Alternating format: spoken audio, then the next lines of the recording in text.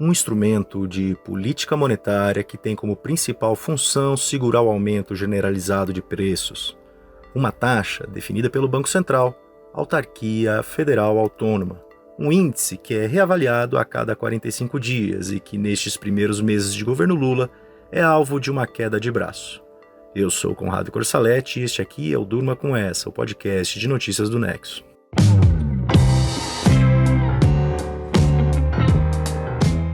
Olá, eu sou Marcelo Rubissec e estou aqui com o Conrado para apresentar esse podcast que vai ao ar de segunda a sexta, no começo da noite, sempre com notícias instigantes que podem continuar a ecoar por aí.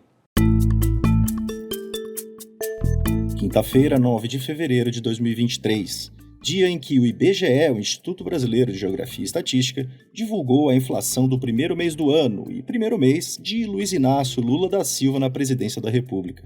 A alta foi de 0,53%, puxada principalmente pela elevação de preços de alimentos e bebidas. Essa é a inflação oficial, o chamado IPCA, o Índice Nacional de Preços ao Consumidor Amplo. Esse resultado de janeiro ele mostra uma desaceleração em relação ao mês anterior, dezembro. A alta também ficou um pouco abaixo de projeções do mercado. Se a gente somar o acumulado de 12 meses, o Brasil está registrando a menor inflação dos últimos 2 anos. Esse índice acumulado de 12 meses está em 5,77%. Ainda assim, o índice está acima do centro da meta anual estipulada para 2023, que é de 3,25%. Está acima também do teto da meta, que é de 4,75%. E por que a gente está começando este episódio do Durma com a inflação? É porque ela é parte da principal discussão das instâncias de poder neste momento, que é o tamanho da taxa básica de juros da economia, a taxa Selic. A taxa básica de juros é fixada pelo Comitê de Política Monetária do Banco Central a cada 45 dias. Ela define o quanto o país paga de juros a investidores que compram títulos do Tesouro Nacional. E ela é o principal instrumento de controle da inflação. O Banco Central, portanto, vai usando esse instrumento durante o ano para tentar atingir a meta de inflação. Além de controlar a inflação, a taxa básica de juros tem outros efeitos. Ela também influencia toda a cadeia de juros do país. Então, se ela está alta, fica mais caro conseguir empréstimos. E se fica mais caro, as pessoas e as empresas pegam menos empréstimos. E com isso, circula menos dinheiro na economia, os investimentos tendem a cair e o país cresce menos. É uma cadeia complexa, mas que, a grosso modo, funciona mais ou menos assim como eu falei. Os juros básicos da economia brasileira estão atualmente em 13,75%. É uma taxa alta, uma das mais altas do mundo. E aí, a gente entra numa preocupação do Lula. Com uma taxa nas alturas, o país vai crescer menos. Com um resultado do PIB menor, ou seja, com o país gerando menos riqueza, a qualidade de vida das pessoas também fica mais baixa. E o novo governo vai ter de lidar com isso. Todo esse contexto explica as recentes investidas do Lula contra o Banco Central.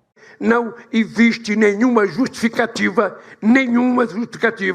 para que a taxa de juros esteja, nesse momento, a 13,5%. É só ver a carta do cupom para a gente saber que é uma vergonha esse aumento de juros e a explicação que eles deram para a sociedade brasileira. Tem muita gente que fala, mas o presidente não pode falar isso, o presidente da República não pode falar. Ora, se eu que fui eleito não puder falar, quem que eu vou querer que fale? O catador de material reciclável? Quem que eu vou querer que fale por mim? Não, eu tenho que falar. Essa foi uma das declarações recentes do Lula sobre o tema. O petista falou em juros de 13,5%, mas na verdade é 13,75%. Ele não foi muito exato nesse discurso. Pois bem, o Lula cita também o Copom, que é o Comitê de Política Monetária, que define os juros, e cita ainda a justificativa para a manutenção da taxa no nível atual. A justificativa principal é o risco fiscal. Que é isso? O risco fiscal tem a ver com as contas do governo, quanto ele arrecada e quanto ele gasta. E o Brasil está hoje num momento de expansão de gastos, porque o governo está tentando atender a demandas sociais, como os programas de distribuição de renda e a recomposição das verbas de áreas como saúde e educação. E se o governo gasta além do que ele tem, ele cria esse risco fiscal. O raciocínio é que o aumento dos gastos públicos leva a um aumento da dívida pública e reduz a capacidade do governo de honrar os compromissos com seus credores, ou seja, aqueles mesmos investidores que compraram os títulos do Tesouro. É por isso que parte da esquerda sempre diz que juros altos são um instrumento para agradar rentistas do sistema financeiro. Acho que o debate fiscal ele vai ter que estar presente em 2023 de qualquer forma, independente de qualquer tipo de prognóstico em relação à política, porque vai ser uma questão crucial. Você ouviu agora o Roberto Campos Neto, atual presidente do Banco Central, numa declaração de agosto de 2022, ou seja, 2 meses antes das eleições em que o Lula venceu o Jair Bolsonaro. Mas se o Lula venceu a eleição, por que então ele não vai lá e manda reduzir os juros básicos da economia?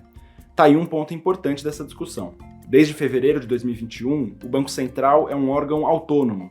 Essa foi uma das principais conquistas liberalizantes do ex-ministro da Economia, Paulo Guedes. Ele conseguiu aprovar no Congresso essa autonomia, criando mandatos para quem comanda a autarquia. O presidente e os diretores do Banco Central têm mandatos de 4 anos. Isso quer dizer que o Roberto Campos Neto deve ficar no cargo até o final de 2024. As investidas do Lula contra os juros altos têm sido duramente rebatidas por economistas de viés liberal. Ex-presidentes do Banco Central, como o Armínio Fraga e o Henrique Meirelles, já criticaram o petista. Na imprensa, o tom majoritário é de que o presidente erra ao atacar o Campos Neto. Isso porque ele cria tensões com o mercado financeiro, que acaba projetando uma inflação mais alta para o futuro.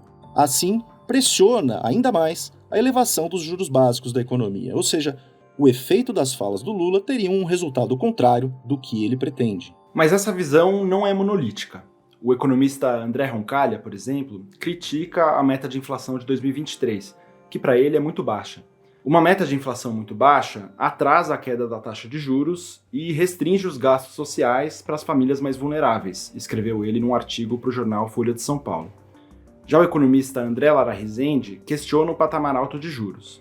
Presidente do BNDES no governo Fernando Henrique Cardoso, o André Lara Rezende escreveu em artigos no jornal Valor Econômico que a ideia de que existe um risco fiscal no Brasil não se sustenta.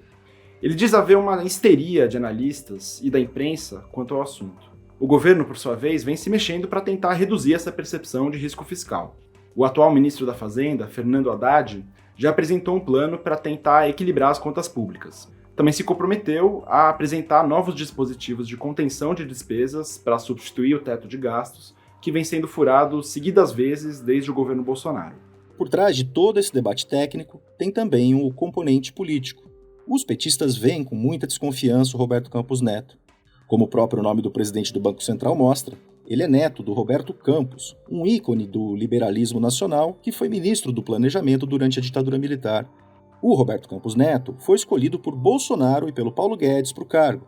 Até pouco tempo atrás, ele estava num grupo de WhatsApp chamado Ministros Bolsonaro, algo que só veio à tona porque a fotojornalista Gabriela Biló conseguiu registrar a tela do celular do Ciro Nogueira, senador que era o chefe da Casa Civil do Bolsonaro.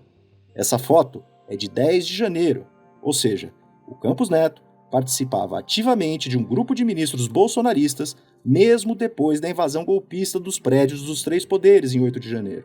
Nos 2 turnos das eleições de 2022, o Campos Neto votou com a camisa da seleção brasileira, assim como fizeram vários bolsonaristas. É por isso que os petistas questionam essa autonomia do Banco Central. A lei da autonomia do Banco Central diz que a demissão do presidente do órgão pode ocorrer quando houver comprovado e recorrente desempenho insuficiente para o alcance dos objetivos do Banco Central. As metas de inflação no Brasil foram descumpridas em 2021 e 2022 sob o Campos Neto, o que abriria a margem para o Lula exonerar ele antes do término do mandato. Seria necessário aprovar a demissão no Senado. Mas essa é uma hipótese pouco provável, tanto pelo desgaste político que ela despenderia, como pelas poucas chances de sucesso disso de fato ser aprovado. O que a gente tem no fundo é um cenário de queda de braço, em que o presidente da República joga a culpa no Banco Central por um eventual fracasso econômico em 2023 e o Banco Central rebate dizendo que tem que tomar decisões técnicas. O próprio Campos Neto entrou nesse debate público dizendo que quanto mais independente você é, quanto mais efetivo você é, menos o país vai pagar em termos de custo-benefício da política monetária. Ou seja, quanto maior for a autonomia do Banco Central, menor serão os juros. O Campos Neto ainda destacou a importância de desvincular os mandatos de presidente da República e de presidente do Banco Central, algo que daria um caráter mais técnico à atuação da autarquia federal. Mas é isso mesmo?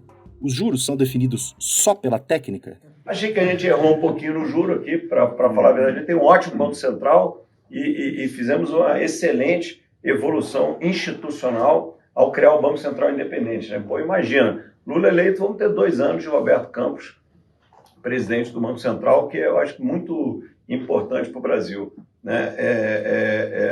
Agora, eu achei que a gente meio caiu demais o juro na pandemia para esse 2%. Eu me lembro que tem um conceito chamado lower bound, alguns aqui já devem ter ouvido falar, que é qual a taxa de juro mínima. E eu me lembro, o juro estava meio mais assim, uns 3,5%, e o Roberto me ligou para perguntar, André, o que você está achando aí? Onde é que você acha que está o lower bound? Eu falei, olha, Roberto, eu não sei onde é que está, mas eu estou vendo pelo retrovisor, porque a gente já passou por ele. Esse que você ouviu é o André Esteves, dono do BTG, um banco de investimentos, numa palestra em outubro de 2021. A conversa mostra que o Campos Neto tinha consultado o dono de um banco para definir a taxa básica de juros da economia. O relato sugere que essa consulta teria ocorrido no ano anterior, quando os juros estavam bem baixos. Houve muitas críticas na época, afinal, o BTG é um agente muito interessado nessa taxa. O Banco Central, por sua vez, divulgou uma nota dizendo que esse tipo de consulta é muito comum.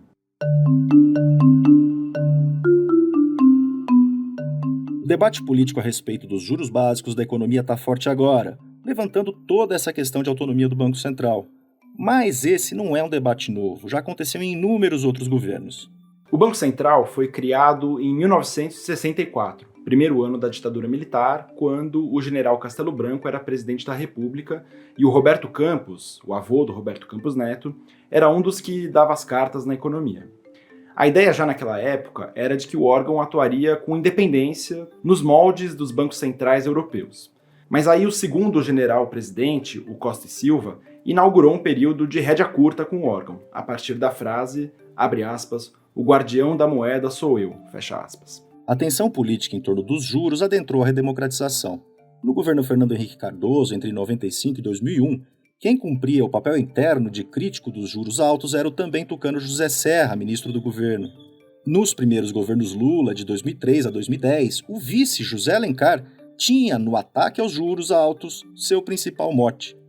O governo Dilma Rousseff, por sua vez, deixou de lado as pressões verbais contra o Banco Central e baixou os juros na marra, tentando impulsionar o crescimento do país a partir disso. A queda artificial da taxa, porém, não deu muito certo. Ela é apontada como um dos erros que levaram à recessão registrada no Brasil entre 2014 e 2016. Já Bolsonaro se gabou ao assinar a autonomia do Banco Central em fevereiro de 2021. Abre aspas, se o Banco Central nasceu com Castelo Branco, ele agora se imortalizou com Jair Bolsonaro, fecha aspas, disse ele na cerimônia de sanção da lei. Durante o governo do agora ex-presidente, aliás, os juros tiveram um forte ciclo de queda, chegando àqueles 2% citados pelo banqueiro André Esteves no áudio que você ouviu agora há pouco.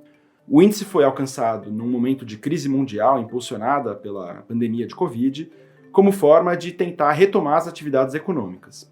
Mas a partir de março de 2021, o Banco Central deu início a um novo ciclo de altas, chegando à taxa atual de 13,75%. Por hora, a gente segue em meio a essa queda de braço. O PT de Lula já anuncia que vai redobrar a pressão contra o Campos Neto e os juros altos. O presidente da Câmara e líder do Centrão, Arthur Lira, diz que o Congresso não retroagirá quanto à autonomia do Banco Central. Alguns integrantes do governo Lula tentam não deixar a temperatura subir demais, como o ministro Alexandre Padilha, da Secretaria de Relações Institucionais. Ele vem dizendo que, a despeito do debate, ninguém vai mexer na autonomia do Banco Central. Para quem gosta dos meandros da política, é um prato cheio. Equipes do IBAMA e da FUNAI começaram nessa semana uma operação de expulsão de garimpeiros e retomada da terra indígena Yanomami. Presentes na região desde os anos 80, os garimpeiros estão na ponta de uma cadeia complexa de atores ligados à exploração ilegal de ouro, que hoje está muito mais organizada do que décadas atrás. A Mariana Vick escreveu sobre esse assunto. Mariana, como é formada a cadeia do garimpo ilegal na terra Yanomami? Além dos garimpeiros, que fazem a extração do ouro na terra Yanomami, vários outros profissionais participam da atividade, como pilotos de avião, barqueiros, seguranças e cozinheiros, que trabalham na logística do garimpo. Junto com eles, tem os empresários que financiam a atividade, alugando aviões ou comprando equipamentos para extração de ouro, por exemplo, e depois vendem o metal extraído de forma ilegal no mercado. Essas relações são importantes de se pensar porque hoje os garimpeiros não trabalham sozinhos. Segundo a lei brasileira, o garimpo é uma atividade manual, artesanal, mas hoje alguns especialistas defendem que a atividade na terra Yanomami se afastou dessa concepção e está mais próxima da mineração de médio porte. Mas, voltando a falar da cadeia do garimpo, existem atores que participam dela de modo indireto, como instituições financeiras que compram ouro ilegal, joalherias e multinacionais. O garimpo também conta com a participação de poucos indígenas que são aliciados para a atividade e, mais recentemente, com o crime organizado, que aproximou a extração de ouro do tráfico de drogas. Outro elo importante dessa cadeia é o elo político. Embora não façam parte necessariamente dos negócios diretos do garimpo, autoridades de Roraima que apoiam a atividade acabam empoderando esses grupos e estão entre os principais obstáculos para o combate ao crime na terra Yanomami. E Mariana, como desmontar essa cadeia? O garimpo cresceu muito na terra Yanomami por alguns motivos. Entre eles, dá para citar o aumento do preço do ouro no mercado internacional, a piora da crise econômica e do desemprego, a fragilização de políticas ambientais e de proteção dos povos indígenas e o apoio do governo de Jair Bolsonaro, que gerou expectativas de que a atividade pudesse ser regularizada. Para resolver esse problema, vai ser preciso fazer muita coisa. Depois de expulsar os garimpeiros, o governo federal vai precisar ter ação contínua na região norte para evitar que eles voltem ou vão para outras terras indígenas. Segundo um relatório da Utucara Associação Yanomami publicado em 2022, outras mudanças devem ser feitas na lei para exigir mais transparência, por exemplo, da cadeia do ouro, mudanças também em agências reguladoras para coibir com mais eficiência o uso de aeronaves ou combustível pelo garimpo, e na política econômica, que tem que oferecer alternativas de renda para as comunidades locais, incluindo os próprios indígenas que são aliciados. O texto da Mariana Vick você pode ler no nexojornal.com.br. Aliás, você sabia que o Nexo é um jornal por assinatura e sem publicidade? Assinando o Nexo, você apoia o Durma com Essa e tem acesso a todo o nosso conteúdo, além de newsletters exclusivas. Na descrição desse episódio tem um link para você fazer isso com um desconto especial para quem ouve o podcast.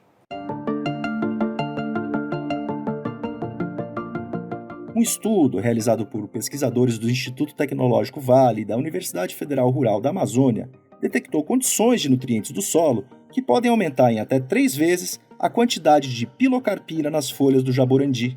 Essa substância é usada no tratamento do glaucoma, doença que afeta 64 milhões de pessoas no mundo, segundo estimativas da Organização Mundial da Saúde. Glaucoma que é uma das principais causas de cegueira. O Lucas Zacari escreveu sobre o tema na Ponto Futuro, editoria do Nexo, que tem entre seus temas o desenvolvimento da ciência. Ele fala aqui sobre o estudo e o que os cientistas pretendem fazer agora. O jaborandi é uma espécie arbustiva endêmica encontrada de forma natural nas regiões norte e nordeste do Brasil, principalmente nos estados do Pará, do Maranhão e do Piauí.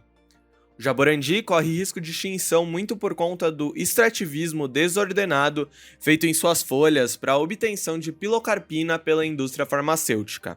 A pilocarpina é uma substância alcaloide que tem a função de aumentar a produção das glândulas exócrinas do corpo, produzindo, por exemplo, lágrimas e suor. O principal uso da pilocarpina é em colírios para tratamento de glaucoma, mas também é usado para tratar outros ressecamentos de pele, boca e olhos. O estudo, realizado por pesquisadores do Instituto Tecnológico Vale e da Universidade Federal Rural da Amazônia, teve como objetivo analisar se as condições dos nutrientes do solo e das folhas afetam a produção de pilocarpina. Os resultados mostraram que a presença de pilocarpina no jaborandi é maior se há mais nitrogênio e magnésio nas folhas, além de mais ferro no solo. Segundo os pesquisadores, a quantidade de pilocarpina encontrada nas folhas do jaborandi selvagem chegou a ser 3 vezes maior que a encontrada em folhas cultivadas pela indústria química. O próximo passo da pesquisa será o de analisar qual a quantidade nutricional ideal de nitrogênio, magnésio e ferro para a maior produção possível de pilocarpina nas folhas do jaborandi.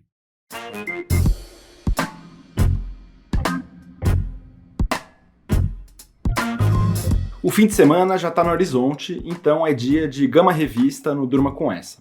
A sessão traz dicas culturais que vêm da newsletter Achamos que Vale.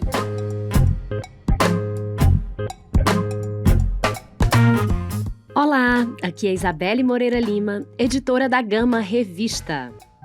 As nossas dicas de hoje começam com o filme Pearl, o terror que virou o xodó dos cinéfilos. Já está nos cinemas, foi dirigido por Ti West, é o mesmo diretor de A Marca da Morte, de 2022, e chama a atenção pela atuação de Mia Goth. Ela é neta da atriz brasileira Maria Gladys. O filme tem um enredo pouco convencional. Ele mistura horror e suspense, mas tem como clímax um monólogo. A história se passa durante a Primeira Guerra e traz uma protagonista que busca a todo custo se tornar dançarina. Segundo o Globo, é uma pérola do cinema. Para ler, a gente recomenda a primeira entrevista que o escritor Salman Rushdie deu após ter sido vítima de um atentado à faca que tirou parte da sua visão e quase paralisou sua mão direita. Ele revelou à revista New Yorker que sofre de estresse pós-traumático e tem encontrado dificuldade para voltar a escrever. Por outro lado, o autor de Versos Satânicos e Os Filhos da Meia-Noite não quer ser visto como uma vítima. Ele lança um novo romance, Victory City, que está pronto desde antes do incidente e começa a ser vendido nesta semana em todo o mundo. Para ouvir, tem o novo single da cantora Jessie Ware. A Jessie Ware é como aquela sua amiga insistente que fica tentando levar todo mundo para a pista o tempo todo, porque todos os lançamentos dela são absurdamente dançantes. Ela esteve no Brasil, no Primavera Sound, e foi alçada ao status de diva disco. Mas uma diva disco contemporânea, como ela mostra no single Pearls, que ela lança agora. Mescla arranjos que parecem saídos dos anos 70 com letras atuais. É um aperitivo para o novo álbum dela que sai em março. E enquanto ele não chega, dá para ouvir o podcast dela também, que chama Table Manners, e que ela faz com a mãe, chefe de cozinha, e que já tem 14 temporadas. Outra dica para ler são as memórias de Ai Weiwei, um dos mais reconhecidos artistas chineses da atualidade. Ele desfia suas memórias em 1000 anos de alegrias e tristezas, que está sendo lançado agora pela Companhia das Letras. Da infância no exílio, à descoberta artística e ao ativismo político que acabou por levá-lo a meses de detenção na China, a autobiografia explora as origens da criatividade excepcional desse artista. É um livro que percorre os caminhos para a liberdade e contrapõe a trajetória da China moderna à dele mesmo. E para terminar, a nossa última dica é conhecer o novo espaço da Galeria Oa, que fica na Barra Funda, para quem estiver em São Paulo. A sede original foi fundada em 2020 e desde o dia 3 de fevereiro, a galeria se mudou para o bairro que é o mais quente de São Paulo hoje. A galeria é a primeira com direção composta totalmente por pessoas pretas e a nova sede pretende realizar atividades culturais, exposições, cursos e encontros com foco em artistas racializados ou LGBTQIA+. Fica na Rua Brigadeiro Galvão.